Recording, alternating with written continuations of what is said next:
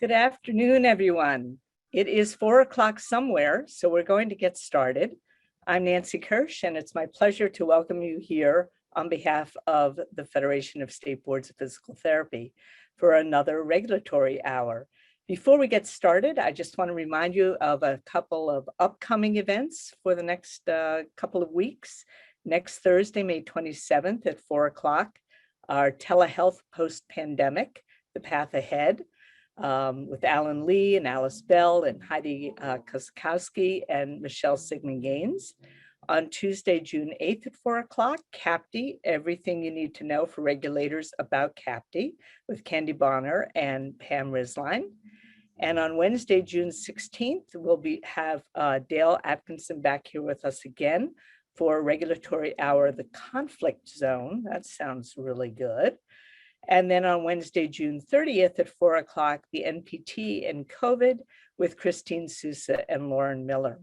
So we hope that you'll be able to join us for those events coming up. But we're here today and thrilled, as always, to have Dale Atkinson with us, who is the sole managing member of Northbrook, Illinois law firm of Atkinson and Atkinson. And more importantly, is our sole source of lots of great information that every regulator needs to know.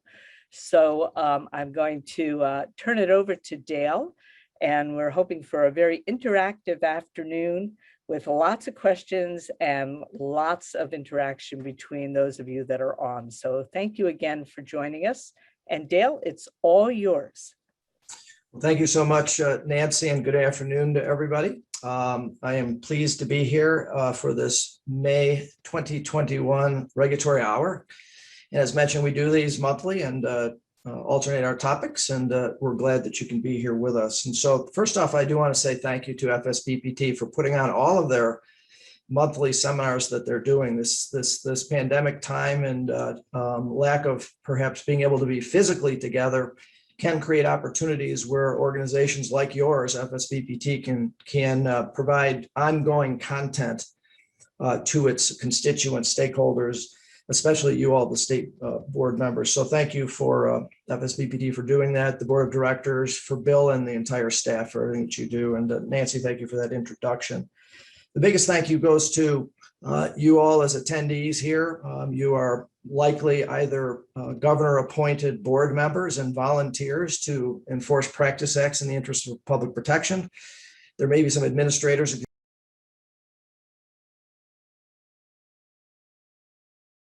And sincere thank you to each and every one of you for what you do for public protection. It's a thankless job. You all hear me say that a lot, but I do with all sincerity want to reach out and make sure that we say that. Go to the next slide, please. And so for the next hour, we're going to be using lots of different ways for you all to communicate. So the first thing I want to emphasize is we want you to communicate. If you have something to say, unmute, raise your hand, be polite, but we will certainly be glad to hear from you verbally. We're going to use the chat. We're also going to use some polling features. So if you're a 2-device person, you have your phone, you can focus on that QR code, and then you'll be able to answer questions as well via the QR code process. And Rich will jump in and correct me where I get anything wrong. But we do want you to participate and encourage that. And so let's go ahead to the next slide.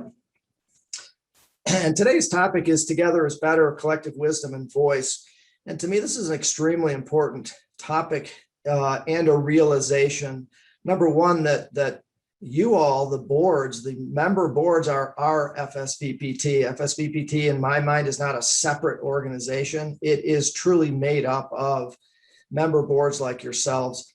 And FSBPT-like organizations are quite unique. As mentioned by Nancy, I'm an attorney, and I represent a whole bunch of FSBPT-like organizations in many different professions. And I just spend a fair amount of time emphasizing the power, if you will, of the collective wisdom and taking advantage of that collective wisdom and voice to create whatever it is that you create. And your signature program, like with most of my clients, is a licensure exam, an entry-level competence determiner used by the member boards. But there are so many other opportunities that exist through this collective wisdom and voice. And FSBPT and others that I represent are seeking and certainly wish to have the involvement of their member boards, whether you volunteer on a committee or whether you run for the board of directors, or whether you're an item writer or involved with the exam development and administration process. It does provide this mechanism whereby the collective wisdom of all the member boards can be brought together and products can be produced. And for those of you who heard me speak enough, I'm a big fan of Simon Sinek and some of his books. So one of his books is on here. It's called Together is Better. And so setting the stage for what we're going to go through for the next 60 minutes is kind of this collective wisdom approach, and how FSBPT and other like organizations rely upon that wisdom that you all bring to the table. And some of you may be new board members, and some of you may be veterans, and all those voices can be equally important to provide the appropriate perspectives to come up with whatever documents or programs it is that serve the membership as a whole and can be collected through one organization like FSBPT. So if you want to go to the next slide. And we usually start off by allowing you to chat in. One, we want to make sure you're listening. And two is we want to make sure you know how to use the chat feature on here. And so if you look at the dog scale, tell us how you feel today. 1 through 9 there are listed. And so we will watch the chats to make sure that we know that you're, one, participating, and two, you're paying attention. And so plus maybe we get a little chuckle out of this. When we use the chat feature, everybody can see your numbers. So we see some 4s and some 1s and some others. And so this is, again, to make sure that you're paying attention and that you are involved and that you're participating. So we have a 9 there. Excellent. A couple more. So, all right, turn it up to 11. All right, next slide, please. So again, for those of you who have been to these, I usually have a celebrity person that plays a lawyer on a TV show or in a movie. So this is my choice. And since Rich is joining me today, unbeknownst to him, I put up a celebrity picture as well. So Rich gets to be the person on the left. I'll get to be the person on the right. So Rich, I hope you didn't mind. I took advantage of that, but just a little precursor. And it gives you all a visual as you participate in these monthly regulatory hours. So another quick reminder is fair game to talk about hockey at any time. My Chicago Blackhawks did not even make the playoffs this year, so I'm just going to have a picture of the Stanley Cup rather than a picture of the Chicago Blackhawk logo. So if you're stuck and you're not sure what you want to talk about, you can always talk about hockey in any of my sessions or any of these regulatory hours, and I'm happy to engage in that kind of a discussion. So next, go Penguins. So a quick recap. We talked a little bit about the purpose of regulation already. These are the previous months are in red there. Know how do regulators meet their obligations. Don't stop us now. We're on a roll. That was kind of the roles that you play and the various hats that you all wear, whether you're a licensee or a public member or an administrator or all the other roles that might be played. And as mentioned, this month is Together is Better, Collective Wisdom and Voice. You can see the following months take us through the rest of the year. So hopefully you have time to put into your calendars each of these monthly 1-hour sessions, and that you come prepared to participate and help us make sure we learn from each other. I certainly learn every time I give a presentation and I hear comments from attendees. So feel free to make those comments as well. So we'll keep going with Together is Better. So to start us off, it's probably best to get to know who is on the call. And by the way, if you don't know and you're not sure, feel free to make sure you mark number 5 on here. But what best describes your physical therapy board? And this is kind of the governance structure. You could be a standalone board. These are Dale's phrases. You may have a little differing phrase here, but you can be a standalone board. You make your own decisions that are final. You can be a composite board where multiple professions are regulated by one board with representation of each of those various professions. That's a composite board in my mind. You could be departmentalized, like where I'm from, Illinois, where boards are advisory to a department and there's a bureaucracy that then approves, if you will, all decision making. You could be an other, in case I missed something, or you could not be sure. So if you want to please go ahead and answer those, and you'll see the results coming up as we go right here. So the slide is up. So we've got some standalone boards. We've got some not sures. We're going to let this go for just a little bit to give you a chance to respond. I'm going to get my chats out of the way here as well.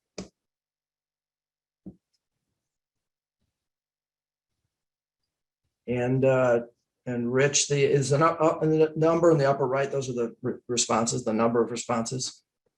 So we'll keep an eye on that. And we won't spend too much time here, but the reason that I asked this question right out of the chute here is because the ability to participate in programs may be driven in part by in programs like FSBPT has, may be driven in part by the governance structure. In other words, who makes the final decisions? And I do a ton of board training for my clients. And so when I ask things like, do you post final adverse actions on your website? A lot of times boards say we want to, but perhaps there is a bureaucracy that has different policies and rules that with which we have to comply. And so it's easy sometimes to talk about opportunities, but not always easy to effectuate those depending upon governance structures. And I don't say that critically, I just say that we are aware of these structures. So it looks like we have mostly standalone boards and some others. And so if anybody wants to chime in at any point throughout the next hour and tell me what an other is and what I might have missed, but we've got some departmentalized and a couple that are not sure as well. And so in my best guesstimate, there's probably 22, 24 states that are departmentalized across the board. And as I mentioned, I work for a lot of different professions, a lot of different FSBPT-like organizations. And so those departmentalized states, have a little bit of a different structure. Standalone boards maybe have a little more freedom to effectuate change where they think it might be necessary. So if you go to the next slide. So as I mentioned, today's topic is Together is Better, collective wisdom and voice. And I've laid a little foundation for that, but I do want to make sure I take the time to say everything I talk about is with respect for states' rights. I'm a states' rights person. I believe in the 10th Amendment to the U.S. Constitution, and we are a United States of America, so we are made up of those states, and those states have those certain rights under the Constitution.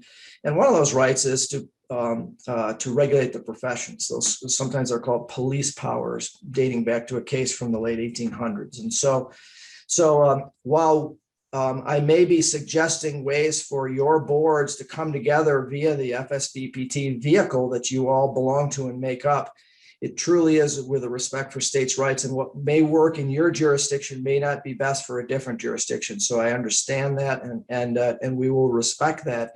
But at the same time, the way to kind of create uniformity and create some of the programs that might make your jobs more efficient as regulators, those are worth exploring. And so, again, this slide is up here to make sure that I emphasize the respect for the state's rights and what may be better for your jurisdiction versus others. So next slide, please. So the next poll question here, again, use your answering. You guys are getting good at it now. Is how many organizations does your board, your physical therapy board, have a formal relationship with? I'm going to leave the word formal up to you all to decide what formal means, but some kind of a relationship whereby you participate in their programs or you use their services or programs to benefit you as a regulatory board within one particular state. And while your answers are coming in, back to terminology quickly, I'll say state with all due respect to commonwealths and territories and districts. I'll say license with all due respect to registrations and credentials and other certification programs. So we've got some not sure, which doesn't surprise me, by the way. We've got 4 on some, and a couple more still coming in here. Looks like, and so again, the reason I asked this question is just for you all to start thinking about with whom do you deal as a regulatory board, and whether it's an FSBPT-like organization or any others, to get you to think about this question. And why don't you go to the next slide? A lot of not sures, as I mentioned. So each of you should have at least put 1 down because you have a formal relationship with FSBPT. And you then participate in FSBPT as a member board. And it allows you all sorts of rights, whether it's merely, I shouldn't say merely, whether it's attendance at the annual meeting and identifying a delegate to then act on behalf of your state board, or whether it's taking advantage of any of the other programs that FSBPT has or is developing, which you're going to hear about in just a minute. As I mentioned before, the FSBPT-like organizations are very unique. because of the makeup of the membership. And so very quickly, FSBPT is a private organization whose members consist of you, all the boards, you know that. It's a not-for-profit organization whose role is to provide you with programs and services that lessen burdens on state government. And that can be done through that collective voice, collective wisdom. And the exam program is a perfect example of that. Practice is validated across state lines, and all the boards can take advantage of one entry-level competence determiner, a test, an exam. And when I say one, I realize there's forms and all sorts of issues to protect the security and integrity. But the point is you're all relying upon a cut score that can establish entry-level competence. And so your relationship with FSBPT is extremely important and provides you with significant opportunities. So go to the next slide, please. And so for those of you who identified other organizations, is there anyone who wants to unmute and tell me about another organization with whom your board has a so-called formal, again, not worried about what that means, but formal relationship? In North Carolina, the CLEAR organization, CLEAR. Yep. Excellent. And so you pay you probably pay dues to CLEAR, and CLEAR is the Council on Licensure Enforcement and Regulation. And then you get benefits from it. You may get to attend meetings, you may get publications from them and otherwise access to. Excellent. Others?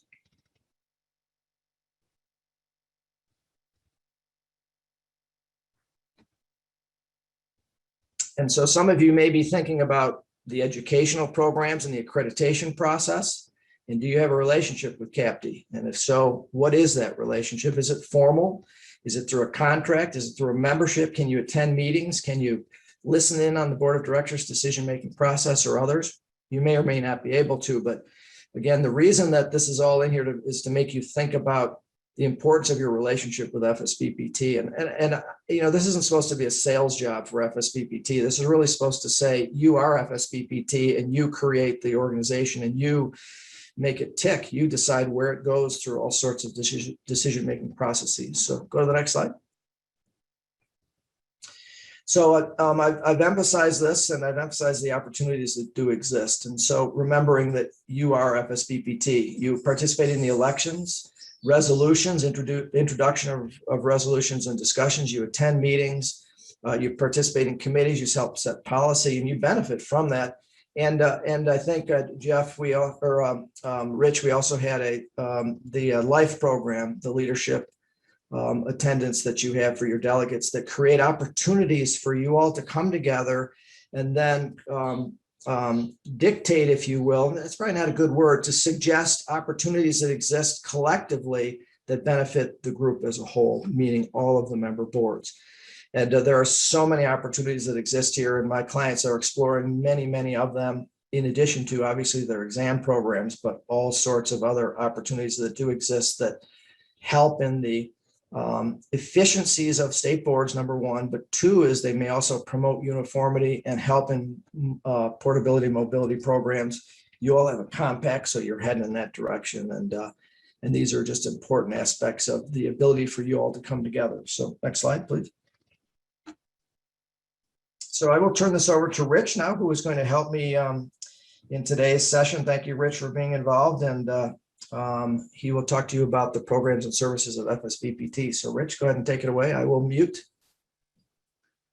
Thank you. You know, one of the things that I, just building off of the theme that Dale has today, this together is better, it's the opportunity we have to learn from each other, right? So if we're talking about the collective FSBPT, not just the staff or the organization or the board of directors, but really all of us together.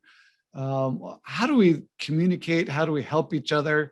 You know, we've got the Council of Board Administrators. Even today, a question was posted to the Council of Board Administrators who said, hey, you know, do you guys have a standardized investigation format or some rules to follow? And immediately there were responses from other jurisdictions about here's what we do, here's our approach. And that collective wisdom, I think, is extremely beneficial. Happened today, right? That's just a great example. Our jurisdictional board chairs have an opportunity to meet and collaborate together. We have committees and task forces, several meetings, webinars like today. We have regulatory training, which we held last week, and we're going to hold again later this fall. The Leadership Issues Forum is really, as Dale mentioned, is a key driver to help us get the information from you, right? You help steer and guide information for our organization and make sure that we get the feedback we need from our membership at that. And then also in years where we don't have COVID and travel restrictions, et cetera, our annual education meetings is just a great opportunity. But all these also provide another opportunity for collaboration with each other. So I've got a question I'd like to have you answer. And again, this is if you want to jump into Slido, I think I've got that link. I'm going to see if I still do. And I posted it if you wanted to follow the link. Just asking the question, how valuable is this? I think it's a question that is worth asking, right? We have a lot of opportunities. Is it something you're taking advantage of is probably a better question here. Do you take advantage of networking with other jurisdictions? And we'll give you just a couple more minutes. I think we've had about 9 or 10 respondents of the 26. I'd like to get more of you in here. I got check marks. I got people drawing on that. So I think all of these are worthwhile answers. So looks good. Lots of people. All right.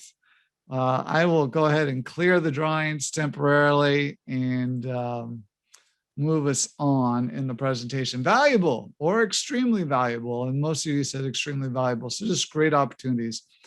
There's also opportunities that we as an organization have to work with other peer organizations. And so there is what we call a healthcare CEO group, where the CEOs of these different organizations like the FSPPT get together, collaborate together, start working on projects together, ask questions, benchmark with each other. And there's a lot of strength and wisdom that we learn from each other in this. And case in point, there are a couple of task forces that have been built out of this, where representatives from these different organizations get together and talk about things such as workforce.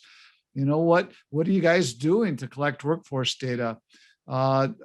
You may know, if you've been around the Federation for a while, that we several years, probably a decade ago, came up with basis for action definitions for use for our membership. It was a tool, a member driven resource. So you all said, hey, we need some definitions here. This would be beneficial. We came together. We actually reached out to MPDB to say, are you interested in doing this? And 10 years ago, when it was us by ourselves, they're like, no, thank you. But now collaborating with these other organizations, you have medicine, you have nursing, big, large organizations, all of a sudden MPDB says, yeah, we're very interested and have been part of the communication. We've been able to work together to discuss definitions that would be appropriate for multiple disciplines. So just a couple of great examples here of how we're doing that. But we also have great international colleagues, right? The Canadian Alliance in Canada, the Health and Care Professions Council in the UK, Physiotherapy Board of New Zealand, the Australian Physiotherapy Council, and the Physiotherapy Board, which is a member of APRA in Australia. Great resources that, again, COVID hit all of us, right? And so we all had to react. Can we learn how did they approach, right? What did they do? What did they do with their testing? How did they handle many other challenges that were there? So great opportunities for us to work together with each other. But now what I want to do is just kind of focus a little bit on how do we, back to the Federation again, what are some ways that we, and again, I'm talking the collective Federation, so not just as an organization, but all of us together, what are ways that we can work together to protect the public? And I wanted to highlight a couple of these that I think are valuable for our discussion today. And the first one is the ELDD. And so that is a term that the Federation uses for our examinations, licensure, and disciplinary database. So it's a term, you'll hear that acronym quite a bit in the Federation. And so ELDD, I may throw it around, I may slip that out a few times, but it says examination, licensure, and disciplinary database. This is a resource that the Federation uses, and you'll see over on the left-hand side, scores from the MPTE, scores from law exams that are administered through FSBPT at Prometric Test Centers, JAM jurisprudence assessment modules that are administered through the FSBPT. All those scores go into the ELDD. From member boards, we get licensure information. Who are your licensees? And we also get the disciplinary actions. So what disciplinary actions did you undergo, or what happened within your state recently? And from the PT Compact, we get compact privilege information, and we also get investigation information. So all that information moves into this ELDD. The ELDD information is used for licensure approval, right? If you want to know, did they pass the MPTE? Of course, right? That's a key piece of information that helps you to make some decisions. It's also used for that upper right-hand corner for disciplinary notification. So if Rich Wolf has a disciplinary action in Virginia, the other states that I have a license in, such as Arizona, will be notified of that discipline, right? So that's great information, so that I cannot jump states to then go practice and potentially harm another patient in that other state, and maybe kind of escape through the space of just traveling between different jurisdictions. It's also used for compact privilege approval. One of the things to make me eligible for a compact privilege, and I have one, is that I don't have discipline for the last couple of years. And if I did have discipline, my compact privilege would be suspended. I wouldn't be able to use or practice with that compact privilege. And so that's where that information comes in and is beneficial. This is just a map to identify the jurisdictions that are providing disciplinary data.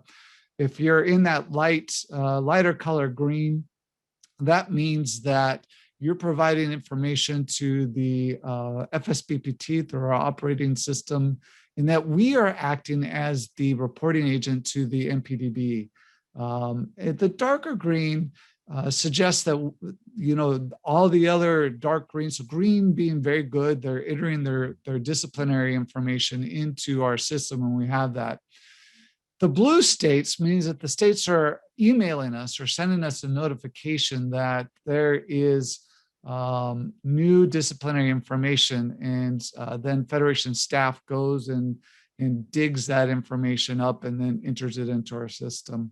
But then the red states are jurisdictions that are unable or are not currently sharing disciplinary data with us. And so we're resolved to have staff members go dig through websites. It's not very efficient. It doesn't give us timely information, but that information's so important to us. So we have staff members that are doing the dig there on that.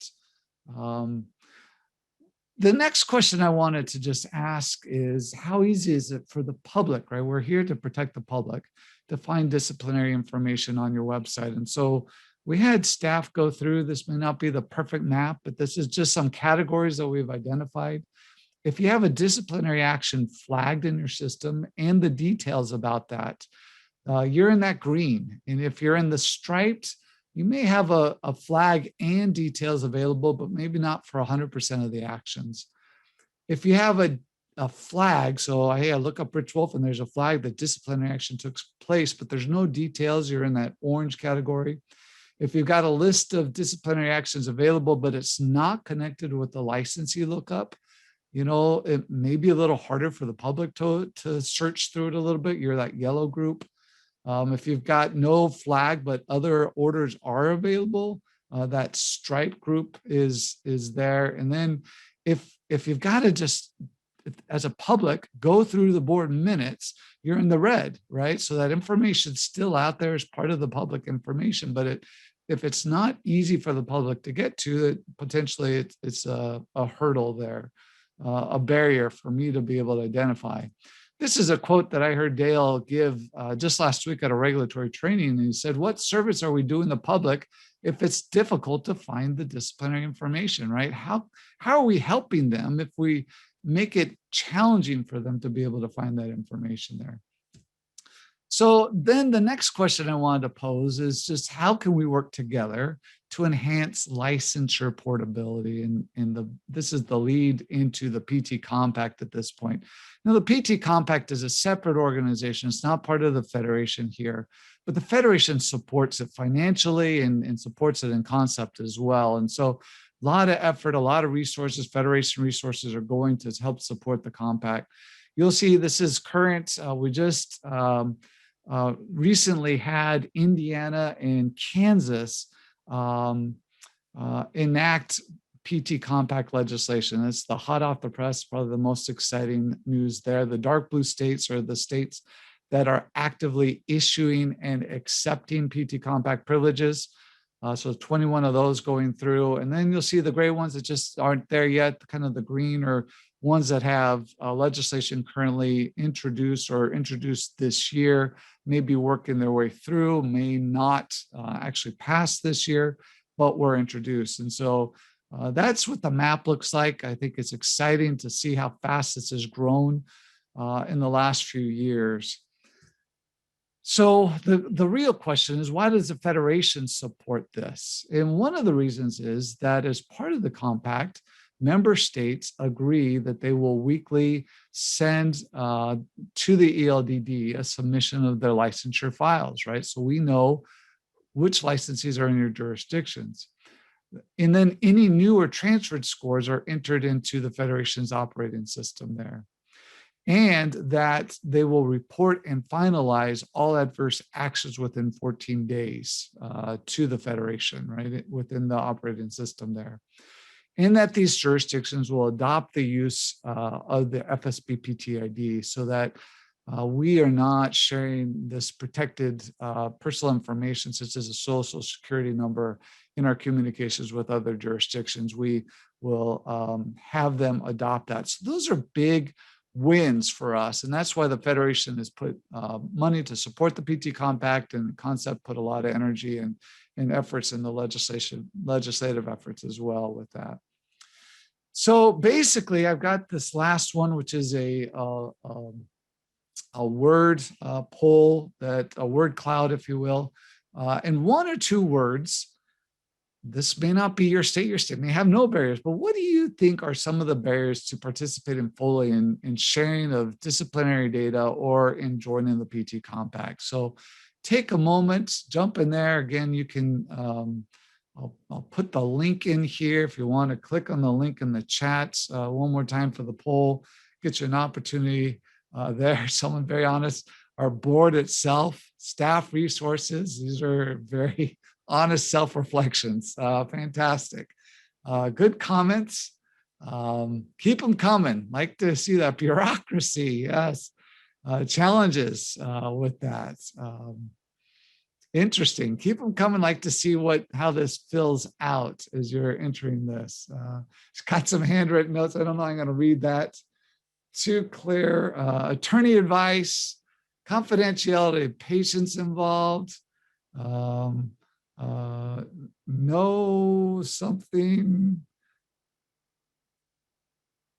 Linda, we might just have you unmute. That might be an easier way. You can chime in and tell us what's going on.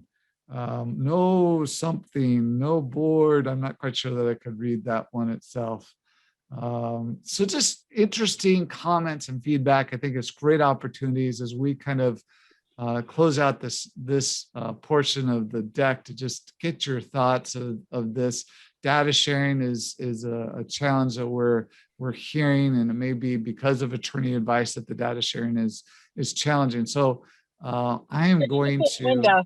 Go ahead, This Linda. is Linda. I have a very old phone. I was just indicating that we really have no barriers and try to be up to date on it. Appreciate it. Good. Thank you. I appreciate that, and thank you for chiming in. I'm going to clear all the drawings just so we don't have that moving forward, and we will move past the polls and back to you for a minute, Dale. Thank you, Rich. And as we prepared for this and had some discussions, we do want to address some of the legal issues that might pop up related to any of the participation in the programs that Rich had been mentioning, in particular the ELDD. And One, is it limited to members? So there's a question to ask. And this is a question that many of my clients are contemplating is the benefits of membership and where they start and stop. Participation as a government entity. So for instance, can I attend an FSBPT meeting on behalf of a state board and help make decisions? Election decisions, voting on resolutions, making a motion, speaking from the floor, what have you. And are there legal issues that are surfacing or being questioned? And I noticed on the poll that Rich just took, advice of counsel, might have come up. And so anybody who wants to unmute and tell us a little bit. And again, we don't ask you to reveal something you don't want to reveal publicly. You're among friends here and we can have a discussion, but committee participation, are you limited in participating in committees or task forces of FSBPT, and are there limitations to that? Getting more formal now, recognition of the exams themselves and the pass rates or pass fail or cut scores, and how that works within your statutory scheme, your regulatory scheme, perhaps your policies, and any other relationships you have formally with FSBPT via your board itself. Access to and sharing of information, which is really a lot of as to where we'll probably focus on some of our question and answer that are coming up here. And that is the ability to share information. And are there legal reasons that you feel you cannot share information? Final adverse actions, on one end of the spectrum, all the way through to social security numbers on the other, and how you're probably getting advice that you can only share certain amounts of information to populate the ELDD to assure that there is a one-stop shop of data available to all of the FSBPT member boards. Primary source documents, I used to hear that a lot. I don't hear that as much, but in presentations and other Q&A, boards would say we need primary source documents. And many times I would ask, well, where does it say that? Is that in the statute? Is that in the regulations? Is that in a policy, or is it just something your past practice you're used to doing? And it's really hard to find legal obligations of primary source documents. And very quickly, to define a primary source document, let's use an educational transcript as an example, coming straight from the educational institutions to assure that it's accurate. It's a reflection of the graduation of that particular candidate. And can that be received from others? And this is a very important issue that all of my clients are addressing. Can they hold, if you will, primary source documents on behalf of the applicants and licensees, and they'll still be considered primary source because they're held by an FSBPT-like organization who can then pass it on to its member boards when requested to assure, one, expediency, but two is saving of money that it takes to go back to your educational institution or program and have them provide a new set of transcripts to an additional state. So that primary source documents is an important aspect that comes up. And then lastly is open meetings and open records laws, remembering that FSBPT as a private organization, and although I've emphasized you are FSBPT, they are private, so they're not subject to open meetings and open records laws. So they can hold data and not have it available to the public through a open records or freedom of information request. But remember that as soon as FSBPT provides your board with data, it may be subject to then open records. And so there's a lot of strategic thinking that goes on related to issues of data, providing data from FSBPT to its membership, as opposed to vice versa, data from the membership being provided to FSBPT. And again, I want to emphasize, I don't say that to create a separation because you are the organization, but there are some differences between a private organization and a public. So these are many of the legal issues that I've been talking about for years, as all of my clients have developed ELDD type programs to benefit their membership for all sorts of reasons. And then don't forget, lastly, is the benefits that run to the membership very much so run to the licensees and applicants themselves. There's an efficiency issue at stake here. If FSBPT can hold primary source documents on behalf of the licensees and can then move those documents as requested by those licensees to an additional state for purposes of making a licensure eligibility decision. and how effective that can be, how efficient that can be. And that then solves many issues related to political pressure and perceived barriers that may not exist, but they do exist in some other issues as well. So there's a host of legal issues that will surface, and I'd be interested in anybody unmuting that wants to talk about the attorney advice without revealing what you don't want to, but related to the inability to share information, in particular, final adverse actions. So think about that in a minute. We're going to give you a chance, but if you want to go to the next slide. So now here, what we plan to do is an unscripted conversation and between Rich and I, but we encourage you to unmute and participate or use the chat to create some of these questions. But Rich, I'll go ahead and kick this off, but feel free to ask me any questions, or if anybody on the line has any questions for either of us, just jump in. There's no rhyme or reason to this, and we can jump topics back and forth if we need to. But is there 100% participation in the ELDD by your membership? And if not, why? What is the FSBPT's version of why there is not 100% participation? That's a great question. The answer is no, there isn't 100% participation. I think some of you saw a couple of the maps. One of them shared how we're getting disciplinary information. Some boards are just not raising a finger, participating at all.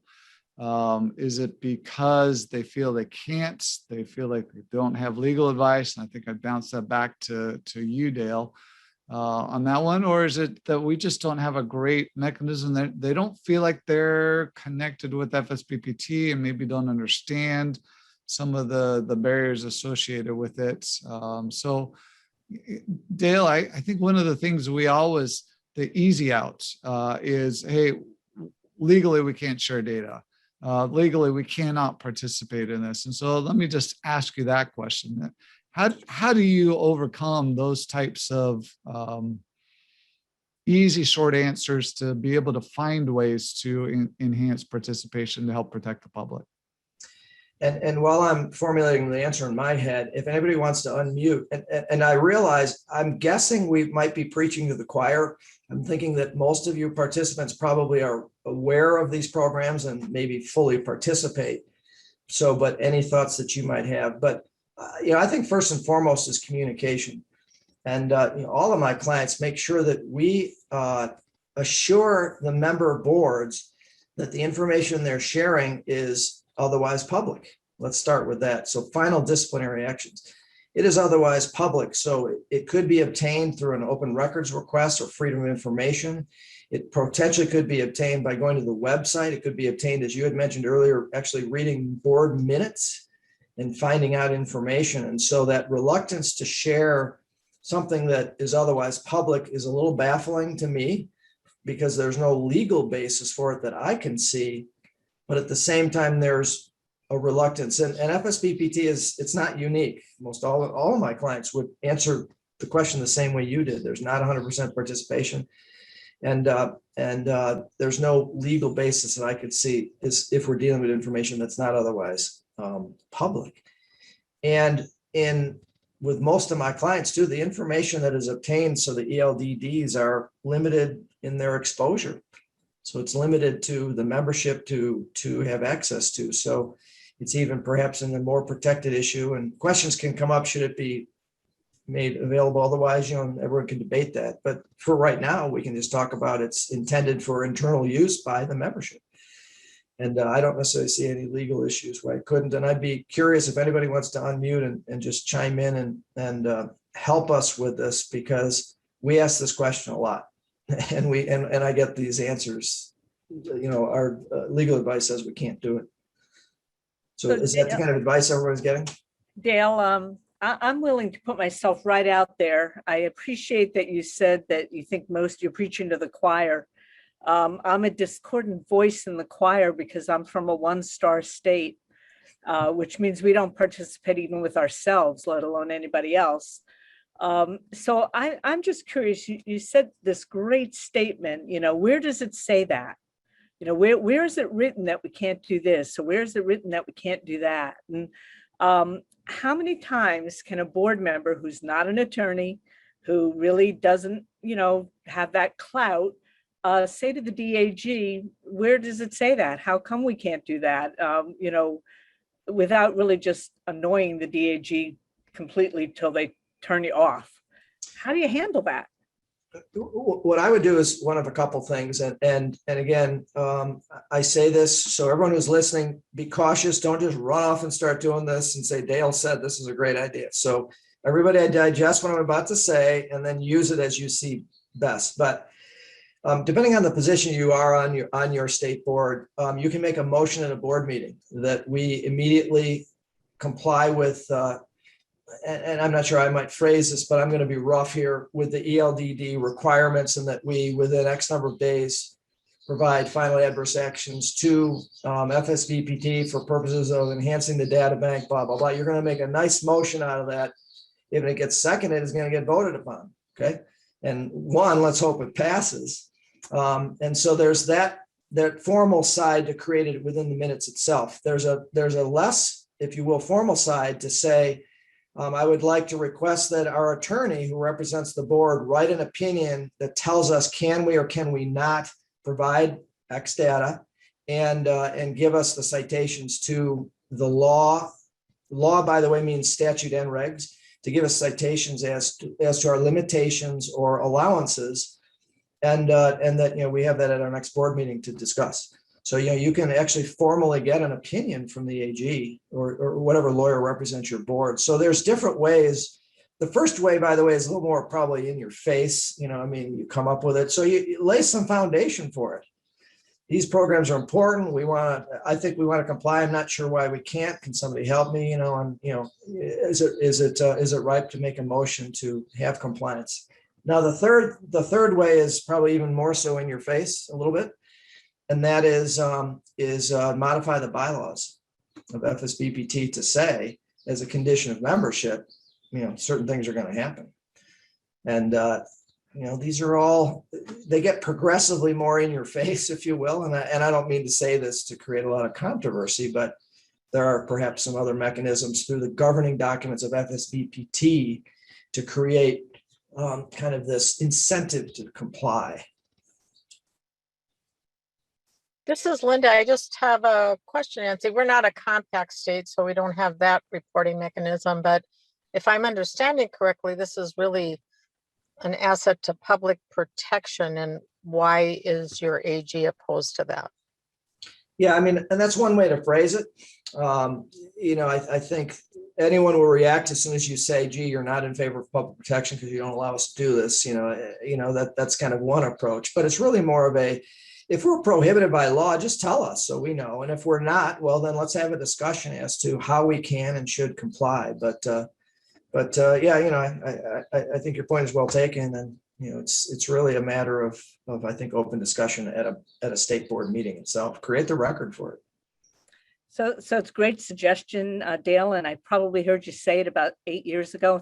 So I think we did that. And the motion was passed unanimously. And we're still waiting to answer your question, Linda. Maybe the government goes slowly.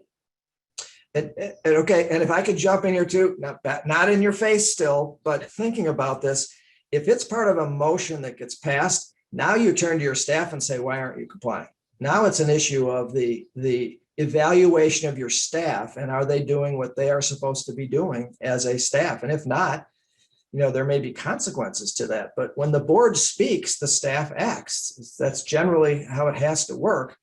And by the way, while I have the floor here, this is why I asked that very first question about the governance structure, because I think departmentalized states would probably react to what I say very differently than standalone boards that maybe have a bit more flexibility and authority to make something happen quickly, as opposed to perhaps having it go through the decision-making and approval process of the bureaucracy. So it's a staff issue, Nancy. Yeah, I'd ask the staff and I put it on the record, say, by next board meeting, I want to report as to our compliance with the ELDD, and if we're not compliant, why?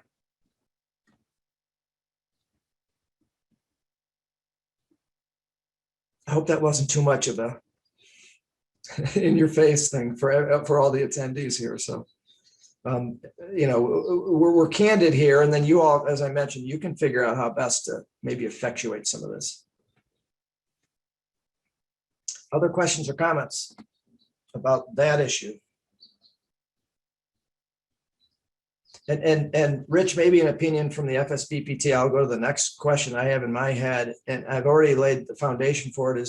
Is structure, does the board structure or governance structure come into play here? Do you guys track that? And I'm going to go on and make this kind of a longer question, but with whom you communicate, I found is super important. So I've been to Illinois board meetings because I live in Illinois, and clients have me go to a board meeting, explain something to the board that is, hopefully effectuated. Board members say, that's great, we understand it. And then it doesn't get effectuated because I'm not talking to the right people, because the decision makers are somewhere else. Does FSBPT address that, or do you have any comments? It does make life a little bit more challenging, right? So we may have an advisory committee that advises, a larger entity or a medical board or something along those lines in different states and different jurisdictions. We find those are sometimes a bit more challenging, but not always, right? It really is dependent. I hate to say it, but it may be dependent on individuals as opposed to structure. But are we getting to the right individuals? And it seems to be that if we get the right individual and the right individual is willing, that things can happen, even if the structure changes. To be much as a great example, I think, is Colorado changed its board structure. Yet they're a member of the compact. They seem to be reporting regularly and handle things well. And we have others. I think if you saw the map, the northeast portion of the country struggles in several of these, and the structure of the board is probably telling in some of those jurisdictions. For any attendees, you want to unmute and kind of address this issue? And again, we're not looking for dirt. We're looking for solutions to getting through to the right people. And does it help?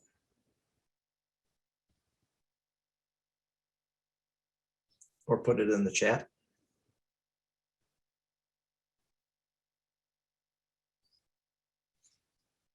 And while you're thinking of that, hopefully someone will unmute. But I would ask the attendees, is regulation under challenge? And I think we did this as part of your previous meeting a few weeks ago, Rich, but is regulation under challenge in your jurisdictions? And does the collective wisdom argument help you?